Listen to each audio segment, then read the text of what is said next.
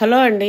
ఊలాల సొమ్ముకు ఒక్క పొద్దుండే వాసులు మీకే చెప్తున్నా. ఊలాల సొమ్ముకి ఒక పొద్దులుండే మీరే నీతి సూక్తులు చెప్తుంటే మాలాగా కష్టం పైన నమ్ముకొని కష్టపడి బతికే వాళ్ళం మేమెన్ని చెప్పాలి?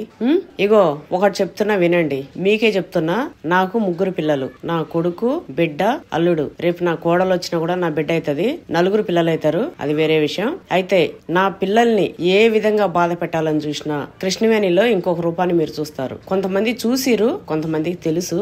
కానీ మీకు ఖచ్చితంగా ఇంకో కృష్ణవేణి అయితే చూపిస్తా. నా పిల్లల్ని, వాళ్ళ పిల్లల్ని ఏ విధమైన బాధలు పెట్టినా కనీసం మీ నోటితోని ఒక మాట అన్నా ఇంకా కథం, ఇంకా నా ఇంకొక రూపాన్ని చూస్తారు. ఇన్ని రోజులు నా మంచిని చూసిరు, తట్టుకోలేరు. నా మొహం ఒకటి కాకుండా ఎక్కడో ఉండి వాగే మొహాలు మీరు. మనది అట్లా కాదు, డైరెక్ట్ అటాక్ ఉంటది. మొహం ముంగటికి వచ్చి అటాక్ ఉంటది. ఆమె ఎక్కడో ఉంది, ఏదో అనేద్దాం, ఆ పిల్లల్ని ఏదో అనేద్దాం, వాళ్ళని బాధ పెడదాం. ఒక్క విషయం గుర్తు పెట్టుకోండి, నన్నన్నా కూడా నా మంచితనంతో నేను దుడ్డు చేసుకొని పోతా గానీ నా పిల్లల జోలికి వచ్చిన పిల్లల్ని ఒక్క మాట అన్నా, వాళ్ళని ఏ విధంగా అయినా సరే బాధ పెట్టినా తట్టుకోలేరు. నేనేంది మీకు తెలుసు కదా, ఖచ్చితంగా చూపిస్తా. అక్కడొక్కరు, ఇక్కడొక్కరు, ఎక్కడో ఒకరు ఉన్నారు.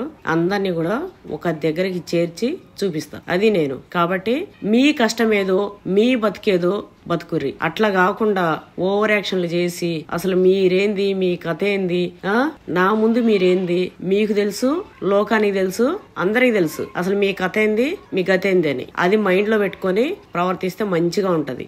మంచిగా స్వీట్ వార్నింగ్ ఇస్తున్నా. ఇంకనైనా ఒళ్ళు, నోరు అన్ని అదుపులో పెట్టుకొని ఉండండి. రాయలసీమ స్టైల్ గోంగూర చట్నీ సూపర్ అంటే సూపర్ ఉంది.